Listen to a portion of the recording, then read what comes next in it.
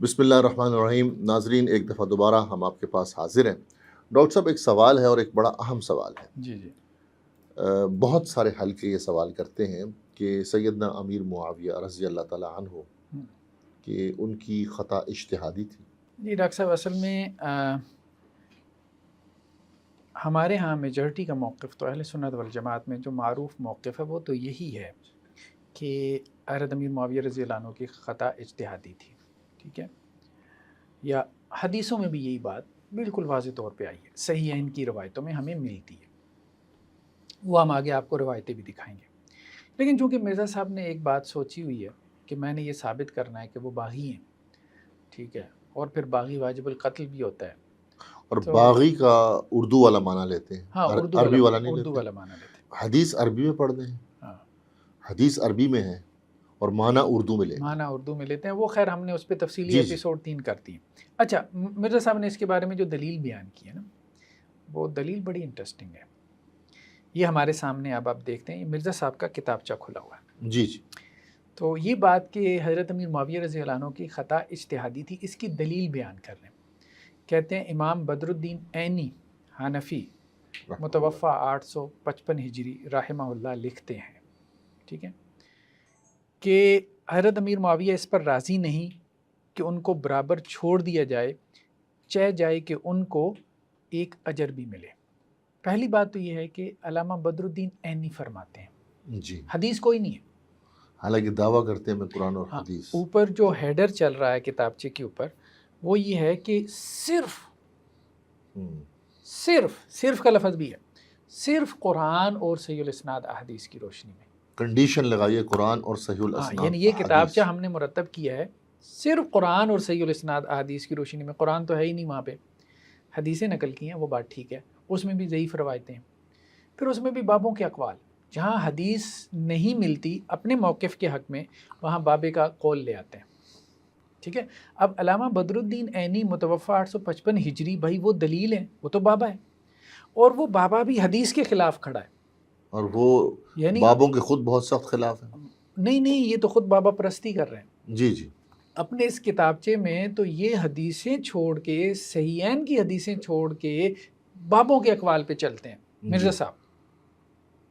ٹھیک۔ تو اب صحیحین کی روایت کیا ہے؟ صحیحین کی روایت دیکھیں نا، واضح طور پہ کیا ہے، یہ سنن نبی داؤد کی روایت ہے، بلکہ یہ صحیح مسلم میں بھی ہے یہ روایت، ہم پہلے دکھا چکے ہیں اس کے بہت سے اسکرین شاٹ، کہ آپ صلی اللہ علیہ وسلم نے فرمایا کہ میری امت میں 3 گروہ ہو جائیں گے، ایک تو خوارج کا گروہ ہو گیا، ٹھیک ہے، دوسرے 2 گروہ، ایک حضرت علی کا اور ایک حضرت امیر معاویہ کا رضی اللہ عنہما۔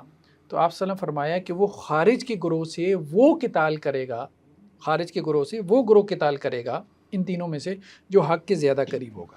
تو یہ حدیث کس کتاب میں ہے؟ صحیح مسلم میں ہے۔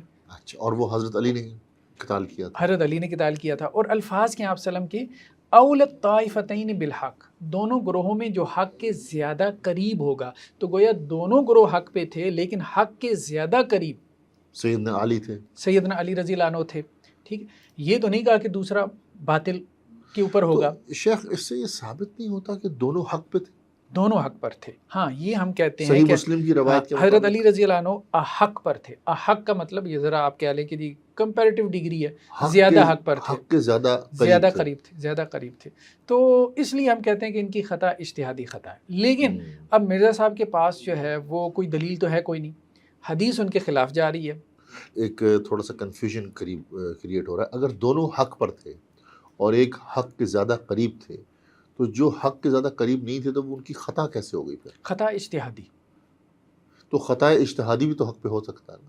خطا اجتہادی بھی حق پہ ہو سکتا ہے، اس لیے تو اس کے لیے اجر ہے، جی جی، ایک گنا اجر ہے نا، ٹھیک، ایک گنا اجر ہے۔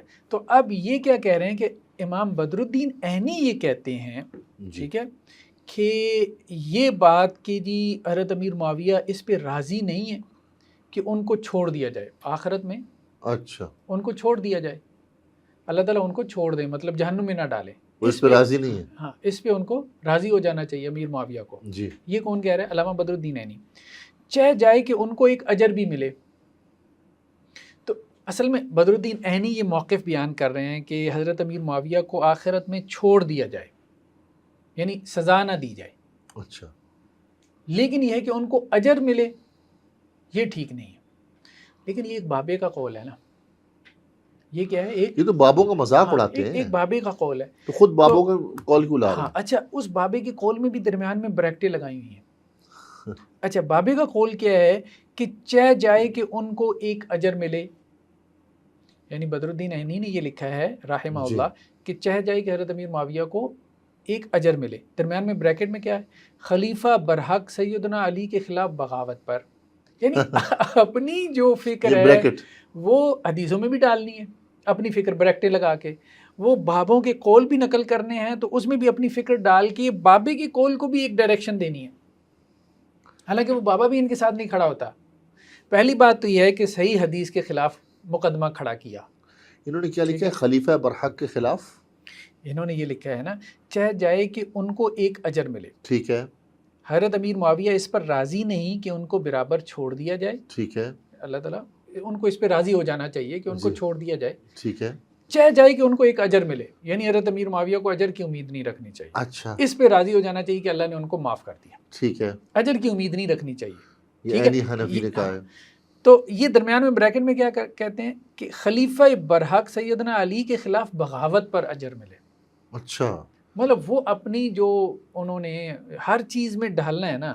تو اگر خلیفہ وقت کے خلاف انہوں نے لڑائی لڑی, یہ بغاوت ہے, تو وہ بہت سارے صحابہ جنہوں نے خلیفہ برحق کے خلاف, بلکہ خلاف چھوڑے, ان کی بیعت ہی نہیں کی, اس پہ ڈاکٹر صاحب ہم آگے چل تو کے گفتگو کریں. وہ بھی اسی کیٹیگری میں مرزا صاحب کے بقول؟ سب کو اسی کیٹیگری میں لے کے آتے ہیں, لیکن ہم اس پہ آگے چل کے گفتگو کریں گے. اس پہ ہم انشاءاللہ سے جی جی آگے چل کے گفتگو کریں گے. لیکن ابھی تک کی بات یہی ہے کہ یہ صحیح مسلم اور سنن نبی داؤد اور صحاح کی جو دیگر روایتیں ہیں وہ ہمیں یہ بتاتی ہیں کہ دونوں جو ہے وہ حق پر تھے. حضرت علی زیادہ حق پر تھے. جی جی. اور یہ جو مقدمہ مرزا صاحب نے قائم کیا ہے یہ مقدمہ غلط ہے بالکل, اور ایک بابے کا قول ہے, اور حدیث کے مقابلے میں وہ بابے کے قول کو ترجیح دے رہے ہیں. کیوں کرتے ہیں؟ اور بابے کے قول میں بھی وہ بریکٹیں لگا کے اضافے کر رہے ہیں. تو ایسا کیوں کرتے ہیں؟ یہ سوال یہ. بس ڈاکٹر صاحب اس کے بارے میں اب کیا کہیں, ہم کو کمنٹ کریں گے تو لوگ کہیں گے آپ بائسڈ ہو گئے. نہیں دیکھیں نا, بات یہ ہے کہ یہ تو سب کو نظر آ رہا ہے. آپ نے صحیح حدیث کو چھوڑ دیا. صحیح حدیث سے یہ ثابت ہوتا ہے کہ دونوں گروہ حق پر تھے. سیدنا علی بن ابی طالب حق کے زیادہ قریب تھے, اس لیے ان کے لیے 2 گنا اجر ہے. حضرت علی کے لیے 2 گنا اجر ہے, اور حضرت امیر معاویہ کے لیے 1 گنا اجر ہے. چلیں, ان کی اجتہادی خطا تھی, اور اجتہادی خطا پہ بھی 1 گنا اجر ملتا ہے. اب آپ کیا چاہتے ہیں؟ صحیح حدیث کو چھوڑ کے آپ نے علامہ عینی حنفی کا قول لے لیا, تو کیوں؟ آپ تو خود یہ کہتے ہیں کہ جی میں صرف قرآن کی آیات لوں گا یا صحیح الاسناد احادیث لوں گا, تو ادھر آپ نے اپنے ہی اصول کو کیوں توڑ دیا؟ مطلب ایک عام آدمی کی حیثیت سے ہمیں افسوس ہوتا ہے کہ مرزا صاحب کہتے کچھ ہیں اور کرتے کچھ ہیں. جی جزاک اللہ الخیر. میں یہی کہوں گا, افسوس ہوا. اور کیا کہہ سکتے ہیں. جی ناظرین, اب ہم ایک اور سوال کے ساتھ حاضر ہوتے ہیں آپ کے پاس. جزاک اللہ الخیر.